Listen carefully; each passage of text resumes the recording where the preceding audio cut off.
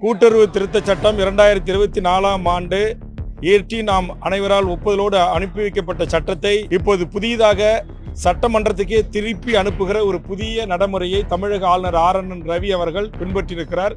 இது வன்மையான கண்டனத்துக்குரியது. இந்திய அரசியலமைப்பு சட்டத்திற்கு விரோதமாக நடந்து கொள்கின்ற தமிழக ஆளுநர் அவர்களை டிஸ்மிஸ் செய்ய வேண்டும் என்று தமிழக வாழ்வுரிமை கட்சி தனது கோரிக்கையை முன்வைக்கிறது.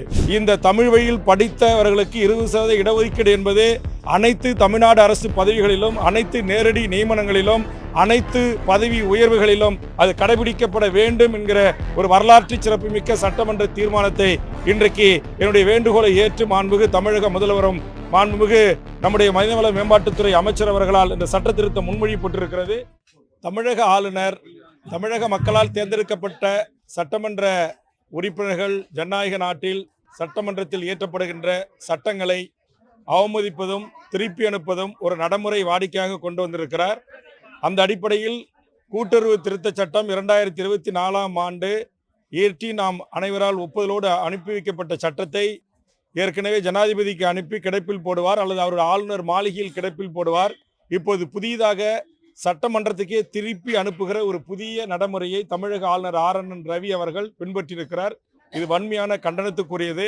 மக்களால் தேர்ந்தெடுக்கப்பட்ட ஒரு அரசாங்கத்தையும், மக்களால் தேர்ந்தெடுக்கப்பட்ட மக்கள் பிரதிநிதிகளையும், இந்த மாபெரும் சட்டமன்றத்தையும் அவமதிப்பதாக தமிழக வாழ்வுரிமை கட்சி கருதுகிறது. ஆதலால் இந்திய நாட்டின் தலைமை பீடத்தில் இருக்கிற ஜனாதிபதி அவர்கள் உடனடியாக இதுபோன்ற இந்திய அரசியலமைப்பு சட்டத்திற்கு விரோதமாக நடந்து கொள்கின்ற தமிழக ஆளுநர் அவர்களை டிஸ்மிஸ் செய்ய வேண்டும் என்று தமிழக வாழ்வுரிமை கட்சி தனது கோரிக்கையை முன்வைக்கிறது. 2. தொடர்ந்து 2001 2010ஆம் ஆண்டு வரை முத்தமிழறிஞர் கலைஞர் அவர்கள் காலத்திலும், அம்மையார் ஜெயலலிதா அவர்கள் காலத்திலும் தமிழ்நாட்டில் தமிழ் வழியில் படித்தவர்களுக்கு அரசு துறையில் வேலைவாய்ப்பு வேண்டும் என்கிற எனது கோரிக்கையை 2010ஆம் ஆண்டு கலைஞர் அவர்கள் ஏற்றுக்கொண்டு தமிழ்நாட்டில் தமிழ் வழியில் படித்தவர்களுக்கு அரசு நேரடி நியமனங்களிலும் அனைத்து நிலைகளிலும் 20% இடஒதுக்கீடு உரிமையை வழங்கி வந்தார். அந்த உரிமை தமிழ்நாடு அரசினுடைய சீருடை பணியாளர் தேர்வு வாரியம் டைரக்ட் SI என்று சொல்வதிலிருந்து பல துறைகளில் அதை ஏற்றுக்கொள்ள மறுத்து அந்த நியமனங்களுக்கு தமிழ் வழியில் படித்தவர்களை அனுமதிக்க மறுத்து வந்தார்கள். இந்த சூழலில் கடந்த 2021ஆம் ஆண்டு நான் மதுரை உயர்நீதிமன்றத்தில் மூத்த வழக்கறிஞர் அஜ்மல் கான் மூலமாக ஒரு வழக்கை தொடர்ந்து அன்றைய நீதியரசர் கிருபாகரன் அவர்களும் புகழேந்தி அவர்களும் தமிழ் வழியில் படித்துவிட்டு தமிழ்நாட்டில் வேலை கேட்காமல் லண்டனிலே வேலை கேட்பார்கள் என்று அன்றைக்கு இருந்த அரசை அழைத்து சுட்டி கொட்டி காட்டி அதற்கு பிறகு அதற்கான ஒரு உயிரோட்டம் தரப்பட்டது. ஆனால் கடந்த 9வது மாதம் 25ஆம் ஆண்டும் 10வது மாதம் ஒரு வழக்கு தொடுக்கப்பட்டு அந்த வழக்கில் 2 நீதியரசர்கள் அமர்வு தமிழ் வழியில் படித்தவர்களுக்கு ஒரே ஒரு முறைதான் வாய்ப்பு தர வேண்டும், அடுத்தடுத்த பதவி உயர்வுகளிலோ அடுத்தடுத்த நியமனங்களிலோ அது வழங்கக்கூடாது என்கிற ஒரு தீர்ப்பு. அது ஒட்டுமொத்தமாக தமிழ்நாட்டில் வாழ்கின்ற 7 கோடி தமிழர்களுக்கும் பெரு அநீதியான ஒரு தீர்ப்பாக இருந்தது. குறிப்பாக முதல் தலைமுறை பட்டதாரி பிள்ளைகள் தமிழ் வழியில் படித்து அரசு பள்ளியில் படித்து வேலை வாய்ப்புக்கு சென்று அதிலிருந்து பதவி உயர்வுகள் பெற முடியாத ஒரு சூழல். அந்த சூழலை இன்றைக்கு மாற்றி அமைக்கின்ற வகையில் நான் தமிழக முதலமைச்சரிடமும் தமிழக சட்டமன்றத்திலும் வைத்த கோரிக்கையின் அடிப்படையில் மாண்புமிகு முதலமைச்சர் அவர்கள் ஆலோசனையோடு மனிதவள மேம்பாட்டுத்துறை அமைச்சர் அவர்கள் இந்த தமிழ் வழியில் படித்தவர்களுக்கு 20% இடஒதுக்கீடு என்பது அனைத்து தமிழ்நாடு அரசு பதவிகளிலும், அனைத்து நேரடி நியமனங்களிலும், அனைத்து பதவி உயர்வுகளிலும் அது கடைபிடிக்கப்பட வேண்டும் என்கிற ஒரு வரலாற்று சிறப்புமிக்க சட்டமன்ற தீர்மானத்தை இன்றைக்கு என்னுடைய வேண்டுகோளை ஏற்று மாண்புமிகு தமிழக முதல்வரும் மாண்புமிகு நம்முடைய மனிதவள மேம்பாட்டுத்துறை அமைச்சர் அவர்களால் இந்த சட்ட திருத்தம் முன்மொழியப்பட்டிருக்கிறது. இது தமிழ் வழியில் படித்த தமிழ்நாட்டை தாயகமாக கொண்டிருக்கிற, தாய்மொழி தமிழாக கொண்டிருக்கிற அனைத்து மக்களுக்கும், குறிப்பாக தமிழை நேசிக்கக்கூடிய, தமிழை உயிராக கருதுகின்ற, தமிழுக்காக 300 உயிர்கள் தங்கள் தேக்குமர உயிர்களை தற்கொலை அதாவது கொடையாக தந்து தமிழை காத்திருக்கிறார்கள். மொழி போராட்டத்தின் வரலாற்று சிறப்புமிக்க இந்த மாநிலத்தில் இந்த சட்ட பாதுகாப்பு இல்லாத காரணத்தினால் மறுக்கப்பட்டு வந்தது. அது இன்றைக்கு உறுதி செய்யப்பட்டிருக்கிறது. அதற்காக தமிழக முதலமைச்சருக்கும் என்னுடைய நெஞ்சார்ந்த நன்றி. அதே போன்று கல்வி கொள்ளை, இந்த தனியார் பள்ளிகள் CBSE, மெட்ரிகுலேஷன், ஆங்கில இந்தியன், இன்டர்நேஷனல் சிலபஸ் என்று பல சிலபஸ்களில் கட்டண கல்வி கொள்ளையில் ஈடுபட்டு வருகிறார்கள். அதை கண்காணிப்பதற்கு உயர்நீதிமன்ற நீதியரசு மூலமாக ஒரு குழு அமைக்கப்பட்டது. அந்த குழுவில் அரசின் சார்பாகவும் பெற்றோர்களின் சார்பாகவும் உறுப்பினர்கள் இருக்க வேண்டும் என்ற கோரிக்கை அது தற்போது ஏற்கப்பட்டிருக்கிறது. அதே நேரத்தில் கல்வியாளர்களை கொண்ட நம்முடைய திரு கஜேந்திர பாபு போன்ற எண்ணற்ற தமிழ்நாட்டுடைய கல்வியாளர்கள் இருக்கிறார்கள்.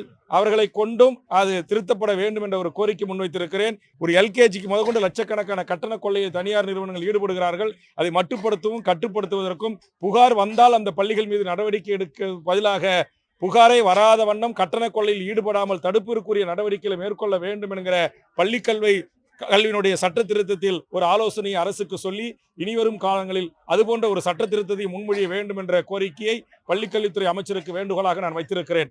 ஆக இந்த அளவில் தமிழ்நாட்டினுடைய சட்டமன்றத்தில் இன்று இயற்றப்பட்ட இந்த சட்டம் கொண்டு வரப்பட்டு மறு ஆய்வுக்கு உட்படுத்தப்பட்டதிலிருந்து பல கருத்துக்களை அரசு செய்ய முன்வந்ததற்காக நன்றி சொல்லுகிறேன். நன்றி, வணக்கம்.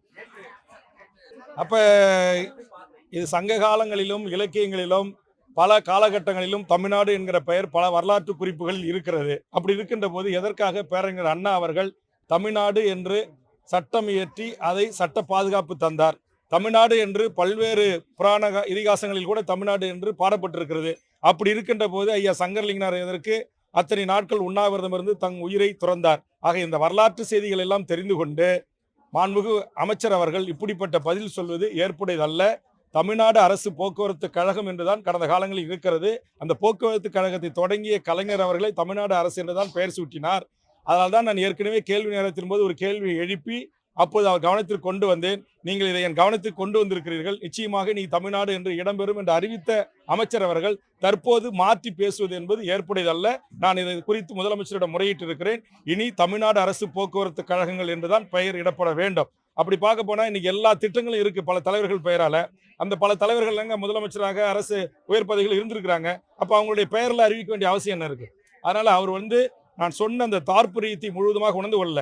தமிழ்நாடு அரசு போக்குவரத்துகள் கேரளாவுக்கு போகுது, ஆந்திராவுக்கு போகுது, கர்நாடகாவுக்கு போல நெய்பர் ஸ்டேட்டுக்கு பல ஸ்டேட்டுக்கு போகுது. அங்க அரசு போக்குவரத்து கழகம் எந்த அரசு போக்குவரத்து கழகம் என்கிற ஒரு கேள்வி வருகிறது. ஆக தமிழ்நாடு அரசு போக்குவரத்து கழகம் என்பதுதான் போக்குவரத்து கழகம் தொடங்கப்பட்ட காலத்திலிருந்து இருந்து வந்த மரபு விதி எழுதப்பட்டு இருந்தது. அது மாற்றி அமைப்பது சரியல்ல, அது மாற்றி அமைத்திருக்கிறார்கள். அதனால்தான் தமிழ்நாடு அரசு போக்குவரத்து கழகம் என்று எழுத வேண்டும் என்று நான் வற்புறுத்தி வருகிறேன். நிச்சயமாக முதலமைச்சரிடம் கொண்டு வந்து அதை வற்புறுத்தி தொடர்ந்து அப்படி இயங்குவதற்கான நடவடிக்கை மேற்கொள்வேன்.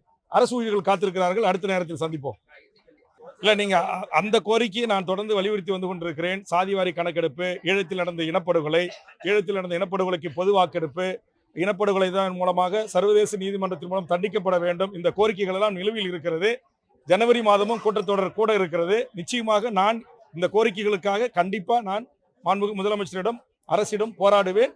அதை வலியுறுத்துவேன். நிச்சயம் அந்த தீர்மானங்கள் நிறைவேற்றப்பட வேண்டும், சட்டமாக்கப்பட வேண்டும் என்று வலியுறுத்துவேன். இப்ப ஏற்கனவே நான் 2010 நிறைவேறத்துக்கே இப்பதான் சட்ட திருத்தம் கொண்டு வந்து அதை உறுதி செய்கிறோம். ஆக தொடர் போராட்டங்களும் தொடர் வற்புறுத்தல்களும் தொடர் சட்டமன்றத்தினுடைய என்னுடைய உரைகளும் தான் பல்வேறு மாற்றங்களுக்கும் பல்வேறு சட்ட திட்டங்களுக்கும் அது ஏதுவாக அமைகிறது. அந்த நம்பிக்கை எனக்கு இருக்கிறது. நிச்சயம் அதையும் ஒரு மாற்றத்தை கொண்டு வருவதற்கான முயற்சிகளை மேற்கொள்வேன். தேர்தலில் தமிழக வாழ்வுரிமை கட்சி ஏற்கனவே பல முறை சொல்லியிருக்கேன். நாங்கள் மதச்சார்பற்ற இந்த முற்போக்கு ஜனநாயக கூட்டணியில் இடம்பெற்றிருக்கிறோம்.